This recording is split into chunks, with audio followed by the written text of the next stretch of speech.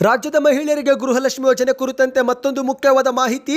ಈ ಜಿಲ್ಲೆ ಫಲಾನುಭವಿಗಳಿಗೆ ಶೀಘ್ರವೇ ಹಣ ಜಮಾ. ಕಾನೂನು ಸಚಿವ ಎಚ್.ಕೆ. ಪಾಟೀಲ್ ಅವರ ಮಹತ್ವದ ಸಭೆ. ವಿಡಿಯೋನ ಪೂರ್ತಿಯಾಗಿ ನೋಡಿ. ಮತ್ತೊಂದೆಡೆಯಲ್ಲಿ ರಸ್ತೆ ಗುಂಡಿ ಮುಚ್ಚಲು 2,000 ಕೋಟಿ ಖರ್ಚು. ಆ ಒಂದು ಹಣ ಎಲ್ಲಿ ಹೋಗಿದೆ ಎಂದು ಬಿಜೆಪಿ ವಿಪಕ್ಷ ನಾಯಕ ಆರ್ ಅಶೋಕ್ ಅವರ ಪ್ರಶ್ನೆ. ಇದೇ ಮಧ್ಯೆ ಡಿ.ಕೆ. ಶಿವಕುಮಾರ್ ಅವರ ಜೊತೆಗೆ ತೇಜಸ್ವಿ ಸೂರ್ಯ ಭೇಟಿ ಬಳಿಕ ಬಿಟ್ಟಿ ಸಲಹೆ ಬೇಡ, ದುಡ್ಡು ಕೊಡ್ರಪ್ಪ ಎಂದು ಹೇಳಿದ್ದೇನೆ ಎಂದು ಡಿ.ಕೆ. ಶಿವಕುಮಾರ್ ಅವರ ರಿಯಾಕ್ಷನ್. ಎಲ್ಲ ಸುದ್ದಿಗಳನ್ನು ನೋಡೋಣ ಸ್ನೇಹಿತರೆ. ಡಿ.ಕೆ. ಶಿವಕುಮಾರ್ ಅವರು ಮುಖ್ಯಮಂತ್ರಿ ಆದರೆ ಕಾಂಗ್ರೆಸ್ ಕಚೇರಿಗಳಿಗೆ ದೊಡ್ಡ ಬೀಗ ಬೀಳುತ್ತೆ ಎಂದು ರಾಜಣ್ಣವರ ಸ್ಫೋಟಕ ಹೇಳಿಕೆ. ಇನ್ನು ಇದೇ ಮಧ್ಯೆ ರೈತರಿಗೂ ಕೂಡ ಮುಖ್ಯವಾದ ಮಾಹಿತಿ. ಬೆಳೆ ಹಾನಿ ಪರಿಹಾರ ನಿಮ್ಮ ಬ್ಯಾಂಕ್ ಖಾತೆಗೆ ಬರಲು ಈ ಕೆಲಸ ಕಡ್ಡಾಯ. ನಿಮ್ಮ ಹತ್ತಿರ ಈ ದಾಖಲೆಗಳು ಇರಲೇಬೇಕು. ಏನಿದು ಮಾಹಿತಿ? ಎಲ್ಲ ಸುದ್ದಿಗಳನ್ನು ಡೀಟೇಲ್ ಆಗಿ ನೋಡೋಣ.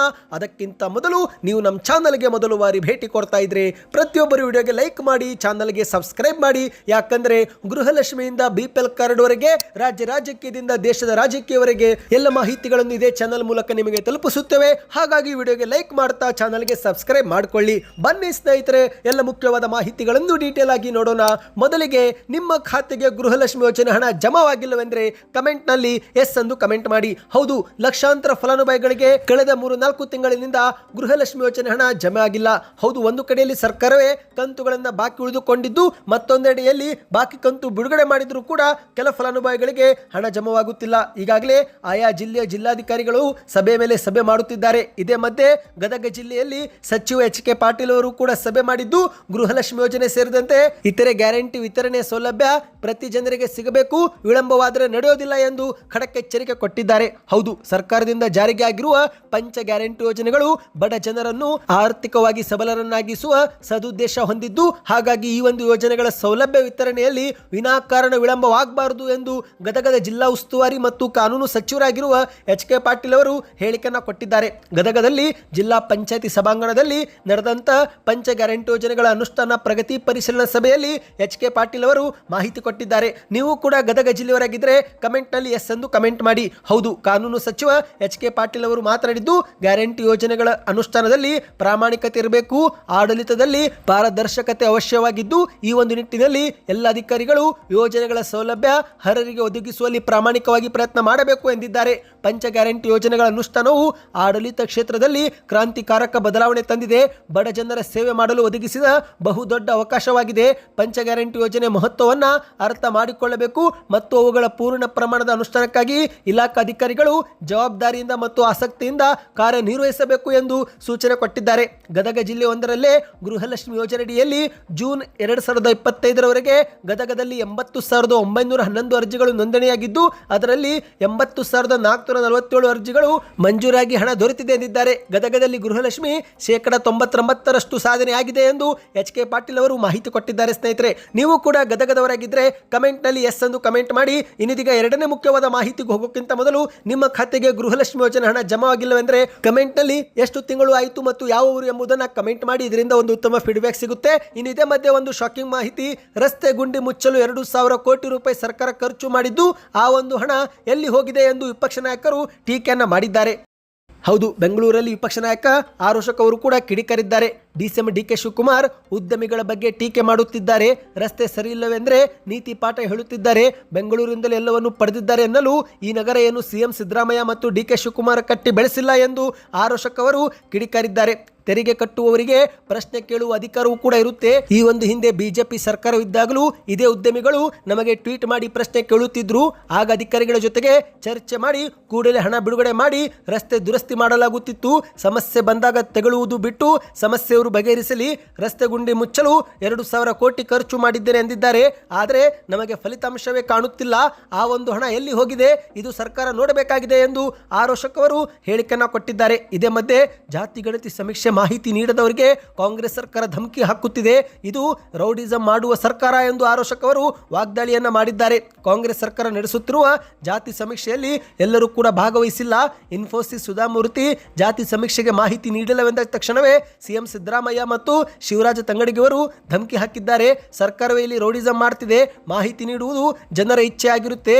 ಇದನ್ನು ಹೈಕೋರ್ಟ್ ಹೇಳಿದರೂ ಸರ್ಕಾರದನ್ನು ಉಲ್ಲಂಘಿಸಿ ಗುಂಡಾಗಿರಿ ತೋರುತ್ತಿದೆ ಎಂದು ಆರ್ ಅಶೋಕ್ ಅವರು ವಾಗ್ದಾಳಿಯನ್ನ ಮಾಡಿದ್ದಾರೆ. ಇದೇ ಮಧ್ಯೆ ಪ್ರವಾಹ ಬಂದಾಗ ಸರ್ವಪಕ್ಷ ಸಭೆ ಕರಿಬೇಕಾಗಿತ್ತು, ಆದ್ರೆ ಇದುವರೆಗೆ ಸಭೆ ಮಾಡಿಲ್ಲ. ಇನ್ನು ಗೂಗಲ್ ಕಂಪನಿಯವರು ಬೆಂಗಳೂರು ಬಿಟ್ಟು ಆಂಧ್ರ ಪ್ರದೇಶವನ್ನು ಆಯ್ಕೆ ಮಾಡಿಕೊಂಡಿದ್ದಾರೆ. ಉದ್ಯಮಿಗಳನ್ನು ಓಡಿಸಿ ಇವರು ಯಾವ ರೀತಿ ಅಭಿವೃದ್ಧಿ ಮಾಡುತ್ತಿದ್ದಾರೆ ಎಂದು DK ಶಿವಕುಮಾರ್ ಅವರ ವಿರುದ್ಧ ವಾಗ್ದಾಳಿ ಮಾಡಿದ್ದಾರೆ. ಇಂದು ಬೆಂಗಳೂರಲ್ಲಿ ಮಳೆ ನಿಂತಿದೆ, ಆದರೂ ಕೂಡ ಮಳೆ ಬರುತ್ತಿದೆ ಎಂದು ಬೃಹಸ್ಪತಿ ಸಿದ್ದರಾಮಯ್ಯನವರು ನೆಪ ಹೇಳುತ್ತಿದ್ದಾರೆ. ಮಳೆ ಬರುವ ಮುನ್ನವೇ ರಸ್ತೆ ಡಾಂಬರೀಕರಣ ಇವರು ಮಾಡಬೇಕಾಗಿತ್ತು, ಉದ್ಯಮಿಗಳೇ ರಸ್ತೆ ನಿರ್ಮಿಸುತ್ತೇವೆ ಎಂದಿದ್ದು ಇದು ಸರ್ಕಾರಕ್ಕೆ ದೊರೆತ ಛೀಮಾರಿ ಎಂದು ಮಾಧ್ಯಮಗಳ ಮುಂದೆ ವಾಗ್ದಾಳಿಯನ್ನ ಮಾಡಿದ್ದಾರೆ. ಬನ್ನಿ ಇದೀಗ ಮತ್ತೊಂದು ಮುಖ್ಯವಾದ ಮಾಹಿತಿಗೂ ಹೋಗೋಣ. ಬಿಜೆಪಿ ಸಂಸದ ತೇಜಸ್ವಿ ಸೂರ್ಯ ಅವರು DK ಶಿವಕುಮಾರ್ ಅವರೊಂದಿಗೆ ಚರ್ಚೆ ಮಾಡಿದ್ದು, ಇದೇ ಒಂದು ಚರ್ಚೆ ಬಳಿಕ DK ಶಿವಕುಮಾರ್ ಅವರು ಬಿಟ್ಟಿ ಸಲಹೆ ಬೇಡ, ದುಡ್ಡು ಕೊಡ್ರಪ್ಪ ಎಂದಿದ್ದೇನೆ ಎಂದು ಮಾಧ್ಯಮಗಳ ಮುಂದೆ ರಿಯಾಕ್ಷನ್ ಕೊಟ್ಟಿದ್ದಾರೆ. ಹೌದು, ಸಂಸದ ತೇಜಸ್ವಿ ಸೂರ್ಯ ಅವರು ಸದಾಶಿವನಗರದಲ್ಲಿ DK ಶಿವಕುಮಾರ್ ಅವರನ್ನ ಭೇಟಿ ಮಾಡಿ ಸರಿಸುಮಾರು 1 ಗಂಟೆಗೂ ಹೆಚ್ಚು ಕಾಲ ಚರ್ಚೆ ಮಾಡಿದ್ದಾರೆ. ಇನ್ನು ತೇಜಸ್ವಿ ಸೂರ್ಯ ಭೇಟಿ ಬಳಿಕ ಮಾಧ್ಯಮಗಳ ಮುಂದೆ ಪ್ರತಿಕ್ರಿಯೆ ಕೊಟ್ಟಂತ DK ಶಿವಕುಮಾರ್ ಅವರು, ಸಂಸದ ತೇಜಸ್ವಿ ಸೂರ್ಯ ಅವರು ನಮಗೆ ಭೇಟಿ ಮಾಡಿ ಕೆಲ ಸಲಹೆ ಕೊಟ್ಟಿದ್ದಾರೆ, ಆದರೆ ನಾನು ಅವರಿಗೆ ಬಿಟ್ಟಿ ಸಲಹೆ ಬೇಡ, ಮೊದಲು ದುಡ್ಡು ಕೊಟ್ರಪ್ಪ ಎಂದಿದ್ದೇನೆ. ಈಗ ತೇಜಸ್ವಿ ಸೂರ್ಯ ಅವರು ಟನಲ್ನಲ್ಲಿ ಮೆಟ್ರೋ ಸಹ ಇರಬೇಕು ಎಂದಿದ್ದಾರೆ. ಆದರೆ ಮೆಟ್ರೋ ಆ್ಯಡ್ ಮಾಡಲು ನಮ್ಮದೇನು ಅಭ್ಯಂತರವಿಲ್ಲ, ಕೇಂದ್ರದಿಂದ ಹಣ ಕೊಡಿಸಿ ಎಂದಿದ್ದೇನೆ, ಆದರೆ ಅದಕ್ಕೆ ಅವರು ಏನೂ ಕೂಡ ಮಾತನಾಡಲಿಲ್ಲ ಎಂದು DK ಶಿವಕುಮಾರ್ ಅವರು ಹೇಳಿದ್ದಾರೆ. ಬೆಂಗಳೂರು ನಗರದಲ್ಲಿ ಪ್ರೈವೇಟ್ ಬಸ್ ಓಡಾಡಲು ಕೂಡ ಅವಕಾಶ ನೀಡಿ ಎಂದಿದ್ದಾರೆ.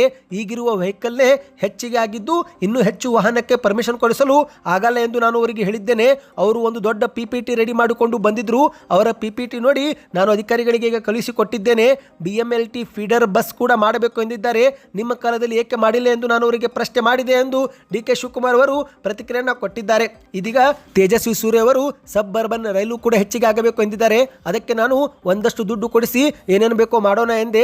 4 ಜನ ಸಂಸದರು ಬನ್ನಿ ಪ್ರಧಾನಿಯವರನ್ನ ಭೇಟಿ ಮಾಡೋಣ ಎಂದಿದ್ದೇನೆ. ಬಿಟ್ಟಿ ಸಲಹೆ ಯಾರು ಬೇಕಾದರೂ ಕೊಡ್ತಾರಪ್ಪ, ದುಡ್ಡು ಕೊಡಬೇಕು ಎಂದಿದ್ದೇನೆ ಎಂದು DK ಶಿವಕುಮಾರ್ ಅವರು ವ್ಯಂಗ್ಯವಾಡಿದ್ದಾರೆ. ಇದೀಗ ಸಾರ್ವಜನಿಕರಿಗೆ ಸಾರಿಗೆ ವ್ಯವಸ್ಥೆ ಮಾಡಿ ಎಂದು ತೇಜಸ್ವಿ ಸೂರ್ಯ ಅವರು ಹೇಳಿದ್ದಾರೆ. ಆದರೆ ಎಲ್ಲರಿಗೂ ಕೂಡ ಇಂದು ಕಾರು ಬೇಕು, ಇದನ್ನು ಅವಾಯ್ಡ್ ಮಾಡೋಕೆ ಆಗಲ್ಲ. ಹಾಗಾದ್ರೆ ಅವರು ಕೂಡ ಕಾರು ಬಿಟ್ಟು ಸಾರಿಗೆ ಉಪಯೋಗ ಮಾಡುವಂತೆ ಘೋಷಣೆ ಮಾಡಲಿ. ಇಂದು ಮನೆಯಲ್ಲಿ ಕಾರು ಇಲ್ಲವೆಂದ್ರೆ ಮನೆಗೆ ಹೆಣ್ಣು ಕೂಡ ಕೊಡಲ್ಲ, ಪಾಪ ಇದುವರಿಗೆ ಅರಿವು ಇಲ್ಲ ಎಂದು DK ಶಿವಕುಮಾರ್ ಅವರು ಟಂಗನ್ನ ಕೊಟ್ಟಿದ್ದಾರೆ. ಸ್ನೇಹಿತರೆ, ಇನ್ನಿದೀಗ ಮತ್ತೊಂದು ಮುಖ್ಯವಾದ ಮಾಹಿತಿಗೂ ಹೋಗೋಣ. ಇದೀಗ ರಾಜ್ಯದಲ್ಲಿ ಮತ್ತೆ ಮುಖ್ಯಮಂತ್ರಿ ಬದಲಾವಣೆ ವಿಚಾರ ಮುನ್ನೆಲೆಗೆ ಬಂದಿದ್ದು, ಇದೇ ಮಧ್ಯೆ DK ಶಿವಕುಮಾರ್ ಅವರು ಏನಾದರೂ ಮುಖ್ಯಮಂತ್ರಿ ಆದರೆ ಕಾಂಗ್ರೆಸ್ ಕಚೇರಿಗಳಿಗೆ ದೊಡ್ಡ ಬೀಗ ಬೀಳುತ್ತೆ ಎಂದು ರಾಜಣ್ಣವರು ಸ್ಫೋಟಕ ಹೇಳಿಕೆಯನ್ನು ಕೊಟ್ಟಿದ್ದಾರೆ. ಹೌದು, ಕರ್ನಾಟಕದಲ್ಲಿ ಮತ್ತೊಮ್ಮೆ ನವೆಂಬರ್ ಹತ್ತಿರವಾಗುತ್ತಿದ್ದಂತೆ ಮುಖ್ಯಮಂತ್ರಿ ಬದಲಾವಣೆ ಕೂಗು ಕೇಳಿ ಬಂದಿದೆ. ಕಳೆದ 2 ತಿಂಗಳಿನಿಂದ ಈ ಒಂದು ಬದಲಾವಣೆ ವಿಚಾರ ಜೋರಾಗಿನೇ ನಡೆಯುತ್ತಿದೆ. ಅದರಲ್ಲೂ ಇದೀಗ ಮಾಜಿ ಸಚಿವ KN ರಾಜಣ್ಣವರು ನವೆಂಬರ್ ಕ್ರಾಂತಿ ಎಂಬ ಹೇಳಿಕೆ ಕೊಟ್ಟ ಬೆನ್ನಲ್ಲೇ ಇನ್ನಷ್ಟು ಸುದ್ದಿಗಳು ಹರಿದಾಡಿದ್ದು, ಇದೇ ಮಧ್ಯೆ ಮತ್ತೊಂದು ಶಾಕಿಂಗ್ ಹೇಳಿಕೆಯನ್ನ ಕೊಟ್ಟಿದ್ದಾರೆ. ಹೌದು ಸ್ನೇಹಿತರೆ, ಮುಖ್ಯಮಂತ್ರಿ ಸಿದ್ದರಾಮಯ್ಯ ಮತ್ತು ಉಪಮುಖ್ಯಮಂತ್ರಿ DK ಶಿವಕುಮಾರ್ ಅವರು ಈಗಾಗಲೇ ದೆಹಲಿಯ ಪ್ರವಾಸವು ಕೂಡ ನಿಗದಿಯಾಗಿದ್ದು, ಇದೇ ಮಧ್ಯೆ ಅಕ್ಟೋಬರ್ 27ರಂದು ಇದ್ದಕ್ಕಿದ್ದಂತೆ DK ಶಿವಕುಮಾರ್ ಅವರು ಸಹ ದೆಹಲಿಯ ಪ್ರಯಾಣವನ್ನ ಬೆಳೆಸಿ ಅಚ್ಚರಿ ಮೂಡಿಸಿದ್ದಾರೆ. ಇತ್ತೀಚೆಗೆ ಸಿದ್ದರಾಮಯ್ಯನವರು ಹೈಕಮಾಂಡ್ ಒಪ್ಪಿದ್ರೆ 5 ವರ್ಷ ನಾನೇ CM ಎಂದು ಹೇಳಿಕೆ ಕೊಟ್ಟಿದ್ದು, ಈ ಎಲ್ಲ ಮಹತ್ವದ ಬೆಳವಣಿಗೆ ನಡೆಯುತ್ತಿರುವಾಗಲೇ ರಿಪಬ್ಲಿಕ್ ಟಿವಿ ಸಂವಾದದಲ್ಲಿ ಮಾಜಿ ಸಚಿವ KN ರಾಜಣ್ಣವರು ಪಾಲ್ಗೊಂಡು DK ಶಿವಕುಮಾರ್ ಅವರ ವಿರುದ್ಧ ಶಾಕಿಂಗ್ ಹೇಳಿಕೆಯನ್ನು ಕೊಟ್ಟಿದ್ದಾರೆ. ಹೌದು, DK ಶಿವಕುಮಾರ್ ಅವರು CM ಆಗಲಿದ್ದಾರೆ ಎಂಬ ಚರ್ಚೆ ಮುನ್ನೆಲೆಗೆ ಬರುತ್ತಿರುವ ಪ್ರಶ್ನೆಗೆ ಉತ್ತರ ಕೊಟ್ಟಂತ ರಾಜಣ್ಣವರು ಈಗ DK ಶಿವಕುಮಾರ್ ಹೆಸರು ಮುನ್ನೆಲೆಗೆ ಬಂದು ಅವನ ಹಣೆಯಲ್ಲಿ ಏನಾದರೂ CM ಆಗುವುದು ಬರೆದಿದ್ರೆ ಆಗಲಿ, ನಮ್ಮದೇನು ಅಭ್ಯಂತರವಿಲ್ಲ. ಇನ್ನು ಕಾಂಗ್ರೆಸ್ ಕಚೇರಿಗಳಿಗೆ ದೊಡ್ಡದೊಂದು ಬೀಗ ರೆಡಿ ಮಾಡಿ ಹಾಕಬೇಕಾಗುತ್ತೆ ಎಂದು ಹೇಳಿಕೆಯನ್ನು ಕೊಟ್ಟಿದ್ದಾರೆ. ಮತ್ತೆ ಮುಂದುವರೆದು, ಇದು ನಾನು ಹೇಳುತ್ತಿಲ್ಲ, ಜನರೇ ಹೇಳುತ್ತಿದ್ದಾರೆ ಎಂದು ಕೂಡ ರಾಜಣ್ಣವರು ಹೇಳಿಕೆ ಕೊಟ್ಟಿದ್ದಾರೆ. ಯಾರು ಮುಖ್ಯಮಂತ್ರಿ ಆಗಬೇಕು, ಯಾವಾಗ ಮುಖ್ಯಮಂತ್ರಿ ಆಗಬೇಕು ಎಲ್ಲವೂ ಕೂಡ ದೆಹಲಿಯ ಹೈಕಮಾಂಡ್ ಅವರೇ ತೀರ್ಮಾನ ಮಾಡ್ತಾರೆ. ಇಲ್ಲಿನವರು ತೀರ್ಮಾನ ಮಾಡಲು ಆಗೋದಿಲ್ಲ. ಅದು ಬಿಜೆಪಿ ಆಗಲಿ ಅಥವಾ ಕಾಂಗ್ರೆಸ್ ಆಗಲಿ ಎಲ್ಲವೂ ಕೂಡ ಹೈಕಮಾಂಡ್ ತೀರ್ಮಾನವೇ ಅಂತಿಮ ತೀರ್ಮಾನ ಎಂದು ಕೂಡ ರಾಜಣ್ಣವರು ಹೇಳಿಕೆಯನ್ನು ಕೊಟ್ಟಿದ್ದಾರೆ. ಸ್ನೇಹಿತರೆ, ಇನ್ನಿದೀಗ ಕೊನೆಯ ಮುಖ್ಯವಾದ ಮಾಹಿತಿ. ನೀವು ಕೂಡ ರೈತರಾಗಿದ್ದರೆ ಕಮೆಂಟ್ನಲ್ಲಿ ರೈತ ಎಂದು ಕಮೆಂಟ್ ಮಾಡಿ ಮತ್ತು ಬೆಳೆ ಹಾನಿಗೊಳಗಾಗಿದ್ದರೆ ಯಾವ ಬೆಳೆ ಹಾನಿಯಾಗಿದೆ ಎಂಬುದನ್ನು ಕಮೆಂಟ್ ಮಾಡಿ. ಹೌದು ಸ್ನೇಹಿತರೆ, ಈಗಾಗಲೇ ರಾಜ್ಯದ ಮುಖ್ಯಮಂತ್ರಿ ಸಿದ್ದರಾಮಯ್ಯನವರು ರೈತರಿಗಾಗಿ ಬೆಳೆ ಹಾನಿ ಪರಿಹಾರದಲ್ಲಿ ಹೆಚ್ಚುವರಿಯಾಗಿ ಹಣ ಕೊಡುವುದಾಗಿ ಘೋಷಣೆ ಮಾಡಿದ್ದಾರೆ. ಪ್ರತಿ ಹೆಕ್ಟರ್ಗೆ ಈಗಿರುವ ಬೆಳೆ ಹಾನಿ ಪರಿಹಾರ ಜೊತೆಗೆ 8,500 ರೂಪಾಯಿ ಹಣವನ್ನು ಹೆಚ್ಚುವರಿಯಾಗಿ ಕೊಡುವುದಾಗಿ ಘೋಷಣೆ ಮಾಡಿದ್ದು, ಇದೇ ಮಧ್ಯೆ ರೈತರು ಹಣವನ್ನು ಪಡೆದುಕೊಳ್ಳಲು ಕಡ್ಡಾಯವಾಗಿ ಈ ದಾಖಲೆಯನ್ನ ಹೊಂದಿರಬೇಕಂತೆ. ಹೌದು ಸ್ನೇಹಿತರೆ, 2025ನೇ ಸಾಲಿನ ಆಗಸ್ಟ್ ತಿಂಗಳಲ್ಲಿ ಗದಗ ಜಿಲ್ಲೆಯಲ್ಲಿ ಅತಿಯಾದ ಮಳೆಯಿಂದ ಗದಗ್, ಮುಂಡರಗಿ, ನರಗುಂದ, ರೋಣ, ಲಕ್ಷ್ಮೇಶ್ವರ ಮತ್ತು ಗಜೇಂದ್ರಗಡ ಸೇರಿದಂತೆ ಹಿರಹಟ್ಟಿ ತಾಲೂಕುಗಳಲ್ಲಿ ಕಟಾವು ಹಂತದಲ್ಲಿದ್ದಂಥ ಬೆಳೆ ಹಾನಿಯಾಗಿದ್ದು, ಹಾಗಾಗಿ ರೈತರಿಗೆ ಪರಿಹಾರ ವಿತರಣೆ ಮಾಡಲು ಸರ್ಕಾರ ಕ್ರಮ ತೆಗೆದುಕೊಂಡಿದೆ. ಹೆಸರು ಕಾಳು, ಗೋವಿನ ಜೋಳ, ಶೇಂಗಾ, ಹತ್ತಿ, ತೋಟಗಾರಿಕೆ ಬೆಳೆಗಳು ಗದಗ ಜಿಲ್ಲೆಯಲ್ಲಿ ಹಾನಿಯಾಗಿದ್ದು, ಹಾಗಾಗಿ ರೈತರು ಪರಿಹಾರ ಪಡೆದುಕೊಳ್ಳಲು FIDಯನ್ನು ಕಡ್ಡಾಯವಾಗಿ ಕೊಡಬೇಕಂತೆ. ಹೌದು, NDRF ಮತ್ತು SDRF ಮಾರ್ಗಸೂಚಿ ಅನ್ವಯ ಕಂದಾಯ, ಕೃಷಿ ಮತ್ತು ತೋಟಗಾರಿಕೆ ಇಲಾಖೆಯಿಂದ ಈಗಾಗಲೇ ಜಂಟಿ ಸಮೀಕ್ಷೆ ತೆಗೆದುಕೊಂಡಿದ್ದು 1,32,000 ಹೆಕ್ಟೇರ್ ಪ್ರದೇಶದಲ್ಲಿ ಬೆಳೆ ಹಾನಿ ಬಗ್ಗೆ ಸರ್ಕಾರಕ್ಕೆ ವರದಿ ಸಲ್ಲಿಕೆ ಮಾಡಲಾಗಿದೆ. ಹಾಗಾಗಿ ರೈತರು ಫ್ರೂಟ್ಸ್ ತಂತ್ರಾಂಶದಲ್ಲಿ ಬೆಳೆ ಹಾನಿಯನ್ನ ನೋಂದಾಯಿಸಿಕೊಳ್ಳಬೇಕು, FID ಸಂಖ್ಯೆಯನ್ನು ಹೊಂದಿರಬೇಕು ಎಂದು ಹೇಳಲಾಗಿದೆ. ಯಾರೆಲ್ಲ ರೈತರ ಬಳಿ FID ಸಂಖ್ಯೆ ಹೊಂದಿರುತ್ತಾರೋ ಅಂತಹ ರೈತರ ವಿವರವನ್ನು ಪರಿಹಾರ ತಂತ್ರಾಂಶದಲ್ಲಿ ದಾಖಲಿಸಿ ಪರಿಹಾರ ಪ್ರಕ್ರಿಯೆ ಪ್ರಾರಂಭ ಮಾಡುತ್ತೇವೆ ಎಂದಿದ್ದಾರೆ.